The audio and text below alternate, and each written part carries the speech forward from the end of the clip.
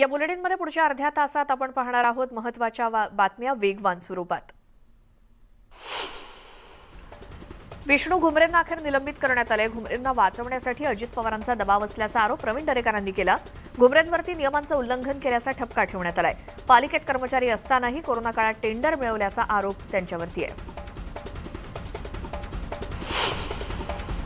औरंगजेबाच्या कबरीवर अकबरुद्दीन ओवैसीने फुलं अर्पण केली होती आणि यावरती राज्यभरातील नेत्यांनी तीव्र प्रतिक्रिया व्यक्त केल्या आहेत। ओवैसी बंधू हे राज्यातील जनतेला खिजवण्यासाठीच असे प्रकार करत असल्याचा आरोप राऊतांनी केलाय। ज्याप्रमाणे औरंगजेबाला इथल्या मातीमध्ये गाडलं तसंच ओवैसी बंधूंनाही गाडू असा गर्भित इशारा राऊतांनी दिला। पर्यावरण मंत्री आदित्य ठाकरे आज नाशिक दौऱ्यावरती आहेत। या ठिकाणी ते त्र्यंबकेश्वर मंदिरात जाऊन दर्शन घेणार आहेत। तसंच महादरवाजा पाड्यातील गावकऱ्यांशी ते संवाद साधणार असून या भागात असलेली पाणी टंचाई, वीज पुरवठा या विषयांवरती चर्चा करत समस्या जाणून घेणार आहेत। दरम्यान आदित्य ठाकरेंच्या दौऱ्यानिमित्तानं इगतपुरी आणि त्र्यंबकेश्वर तालुक्यात चोख सुरक्षा व्यवस्था ठेवण्यात आली आहे। राज्याचे माजी गृहमंत्री अनिल देशमुख यांना खासगी हॉस्पिटलमध्ये उपचाराकरता परवानगी द्यावी की नाही यावरती आज कोर्ट आपला निकाल देणार आहे। खांद्यावरील शस्त्रक्रिया खासगी रुग्णालयात करू देण्याची मागणी देशमुख यांनी केली होती, मात्र ईडीकडून त्याला विरोध करण्यात आला। यावर कोर्टानं निकाल राखून ठेवला असून कोर्ट आज या संदर्भात निर्णय देणार आहे। मध्य प्रदेशचे मुख्यमंत्री शिवराज सिंह चौहान यांचा गोंदियामध्ये शिक्षण संस्थेकडून सत्कार करण्यात आला। गोंदियाच्या गुणांमुळे मध्य प्रदेशात महक येते, त्यामुळे मी गोंदियात नेहमी येतो। तर गोंदिया शिक्षण संस्थेनं माझा जो सत्कार केलाय हा प्रेमाचा कार्यक्रम असून राजनीतीशी किंवा राजकारणाशी याचा काहीही संबंध नसल्याचं शिवराज सिंह चौहान यांनी म्हटलं। नितीन राऊत सध्या जळगावच्या दौऱ्यावरती आहेत। गेले 2 दिवस राज्यात लोडशेडिंग होत नसल्याचं राऊतांनी म्हटलं होतं, मात्र भुसावळ येथील दीपनगर औष्णिक वीज निर्मिती केंद्रातील पूर्ण विश्रामगृहात राऊत पोहोचताच तिथला वीज पुरवठा खंडित झाला। ऊर्जा मंत्र्यांसमोर वीज पुरवठा खंडित झाल्यानं दीपनगर प्रशासनाची तारांबळ उडाली। दरम्यान ओव्हरलोडमुळे वीज पुरवठा खंडित झाल्याची माहिती वीज पुरवठा प्रशासनानं दिली।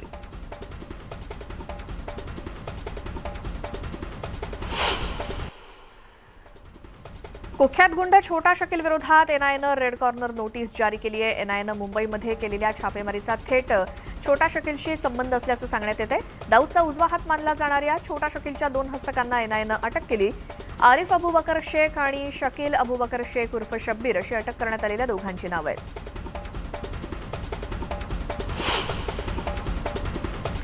किरकोळ किमतीवर आधारित महागाई दरानं सरलेल्या एप्रिलमध्ये 7.79% हा 8 वर्षातला उच्चांकी स्तर नोंदवला गेला।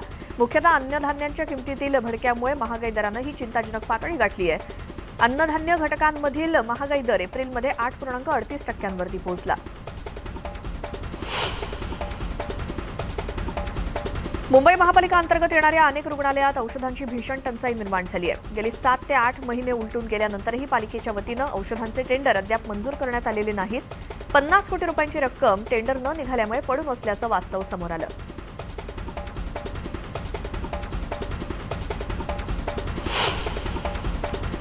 मुंबई पालिकेच्या रुग्णालयांमध्ये परिचारिकांची संख्या कमी आहे, त्यामुळे परिचारिकांवरती कामाचा अतिरिक्त ताण पडून रुग्णसेवेवरती परिणाम होतोय। रुग्णसेवेतील अडथळे दूर करण्यासाठी मोठ्या प्रमाणात परिचारिकांची भरती करावी अशी मागणी जोर धरू लागली आहे।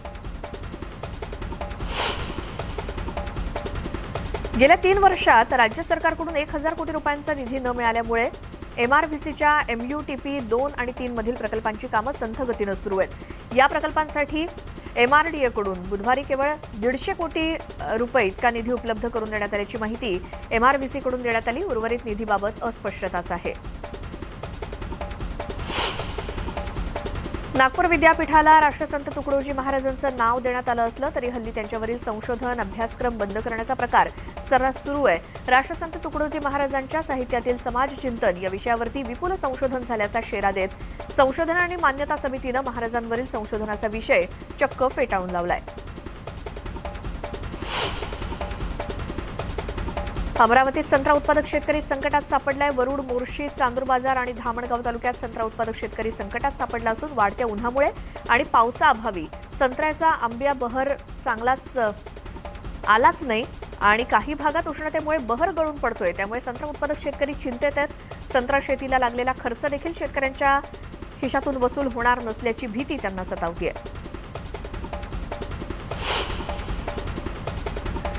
बुधभूषण हा छत्रपती संभाजी महाराजांनी लिहिलेला संस्कृत भाषेतला 2 खंडांमध्ये लिहिलेला ग्रंथ आहे आणि या ग्रंथामध्ये महाराजांनी प्रशासन कसं चालवावं, काय नियम असावेत याचं विवेचन केलेलं आहे. अमरावती जिल्ह्यातील अजय लेंडे यांनी 4 वर्षांपासून बुधभूषण ग्रंथाचं हस्तलिखित तयार केलंय. तब्बल 1 क्विंटल 24 किलोचा हा असून याची रुंदी 3 फूट आणि लांबी 5 फूट इतकी आहे.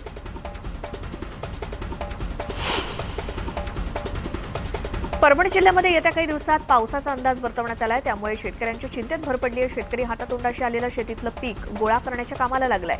दरम्यान मध्यरात्री काही ठिकाणी पावसाच्या हलक्या सरी बरसल्या.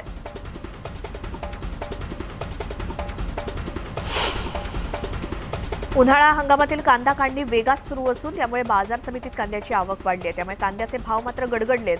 दरम्यान खेड कृषी उत्पन्न बाजार समितीत कांद्याची आवक घटली आहे. कांद्याचे नीचांकी दर सुधारत नसल्यामुळे शेतकऱ्यांनी कांदा विक्री करण्याऐवजी साठवणूक करण्यावरती भर दिलाय. वाशिममध्ये 250 क्विंटल सोयाबीनची परस्पर विक्री करण्यात आली आणि या प्रकरणी ट्रक चालकासह एकाला पोलिसांनी बेड्या ठोकल्यात. या आरोपींकडून 34 लाखांचा मुद्देमाल हस्तगत करण्यात आलाय. बुलडाणा जिल्ह्यातील सोनोशी गावाला लागून धरण असून सुद्धा गावकऱ्यांना पाण्यासाठी भटकंती करावी लागते. या गावात 2013 पासून मंजूर झालेली पेयजल योजना लालफितीच्या कारभारात अडकली आहे. त्यामुळे ग्रामस्थांना हंडाभर पाण्यासाठी मैलोन मैल पायपीट करावी लागते. सोनोशी हे गाव जिल्ह्याचे पालकमंत्री डॉक्टर राजेंद्र शिंगणे यांच्या मतदारसंघातलं आहे. सांगोला तालुक्यात पाण्याचा प्रश्न भीषण आहे. त्यामुळे अनेक लोक कामासाठी स्थलांतर करत आहेत. पण आता 75 कोटी रुपये खर्चून नीरा उजव्या कालव्यातून बंदिस्त पाईपलाईननं सांगोला तालुक्यातील 30 गावांना पाणी दिलं जाणार आहे. त्यामुळे अनेक शेतकऱ्यांना याचा फायदा होणार असल्याची माहिती आमदार शहाजी बापू पाटील यांनी दिली. मुंबई पुणे एक्सप्रेस मार्गावर बोरघाटात अपघात झाला आणि या अपघातामुळे दोन्ही दिशेला वाहनांच्या रांगा लागल्याचं दिसतंय. एक्सप्रेसवेवरून प्रवास करणारी वाहनं ट्रॅफिक जाममुळे जुन्या मुंबई पुणे मार्गावरती वळवण्यात आली होती. जळगावातल्या मुक्ताईनगरमध्ये भीषण अपघात झाला. घोडस गावाजवळ बंद पडलेल्या टँकरमधून दुसऱ्या टँकरमध्ये दूध टाकत असताना 4 ते 5 वाहनांची टँकरला धडक बसली. यामध्ये 5 जण जागीच ठार झालेत. या घटनेमुळे संपूर्ण परिसरात खळबळ माजली आहे. तर अपघातात मृत्यू पावलेले 4 जण धुळे जिल्ह्यातले असून एक जळगावमधला असल्याची माहिती मिळाली आहे. वाढत्या इंधन दरवाढीच्या विरोधात धुळ्यामध्ये भाजपकडून चाबूक मारा आंदोलन करण्यात आलं. श्रीराम पेट्रोल पंपासमोर महाविकास आघाडी सरकारच्या प्रतिकात्मक प्रतिमेवरती चाबूक मारून भाजपनं इंधन दरवाढीचा निषेध केला. देशात भाजपची सत्ता असलेल्या राज्यांमध्ये पेट्रोलचे दर कमी असताना महाराष्ट्रात पेट्रोलची दरवाढ कायम आहे. त्यामुळे महाविकास आघाडी सरकार जनतेची लूट करत असल्याचा आरोप यावेळी करण्यात आला.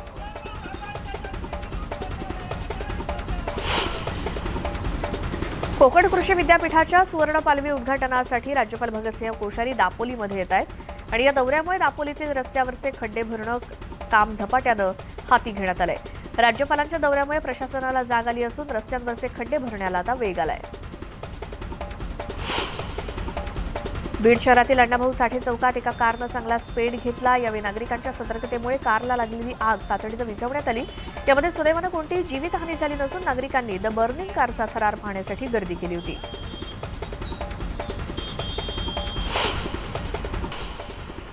औरंगाबादमध्ये पोलीस आयुक्तालयाच्या परिसरामध्ये 2 गटात हाणामारी झाली. रात्रीच्या सुमारास ही घटना घडली. दरम्यान पोलिसांनी धाव घेत त्या जमावाला पांगवलं. महिलेला मारहाण केल्याच्या आरोपातून हा वाद झाला. जुन्नरमधील आळेफाटा इथे पेट्रोल पंपावरती दरोडा टाकण्याची तयारीत असलेल्या सराईत गुन्हेगारांच्या टोळीला आळेफाटा पोलिसांनी शस्त्रांसह अटक केली. यामध्ये फरार आरोपी अंकुश पवार यांच्यासह 4 ताब्यात घेण्यात आलं. मात्र यामधील 3 जणांनी पळ काढला. नगर कल्याण महामार्गावरील जुन्नर तालुक्यातील आळे शिवारात पहाटे ही कारवाई करण्यात आली. भिवंडीतील दांडेकर विद्यालयात 8वीचे ऍडमिशन घेण्यासाठी लाच मागण्यात आली आणि ही लाच स्वीकारताना लाचलुचपत प्रतिबंधक विभागानं 2 मुख्याध्यापकांसह एका शिक्षकाला ताब्यात घेतलं. दीपक लेले, आत्माराम वाघ आणि सुरेश कुलकर्णी अशी ताब्यात घेण्यात आलेल्यांची नावं आहेत. या घटनेमुळे भिवंडी परिसरातील शिक्षण क्षेत्रामध्ये खळबळ माजली आहे. जुन्नरमधील ऊसतोड कामगार परतीच्या मार्गावरती आहेत आणि अशात वाजत गाजत मिरवणूक काढत या कामगारांना निरोप देण्यात आला. यावेळी ऊसतोड कामगारांनीही डीजेच्या तालावरती ठेका धरल्याचं पाहायला मिळालं.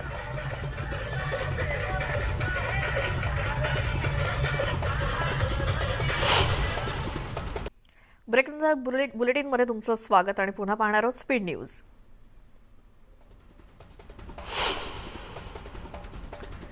असनी चक्रीवादळानं आंध्र प्रदेशच्या काही भागांना तडाखा दिला आणि त्याचा फटका एलुरूमधील शेतकऱ्यांना बसतोय. मुसळधार पाऊस आणि जोरदार वाऱ्यामुळे पिकं उद्ध्वस्त झाली आहेत. असनी चक्रीवादळामुळे नेल्लोर जिल्ह्यामध्ये प्रचंड पाऊस झालाय. सतत पडणाऱ्या पावसामुळे सखल भागात पाणी साचलं.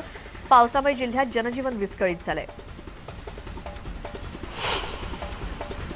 आंध्र प्रदेशातील श्रीकाकुलम जिल्ह्यामध्ये मुसळधार पाऊस कोसळतोय. पुढील 2 दिवस समुद्रकिनारी न जाण्याचा सल्ला मच्छीमारांना देण्यात आलाय. किनारपट्टी भागातील पर्यटन उपक्रम स्थगित करण्याच्या सूचनाही विभागानं दिल्या आहेत.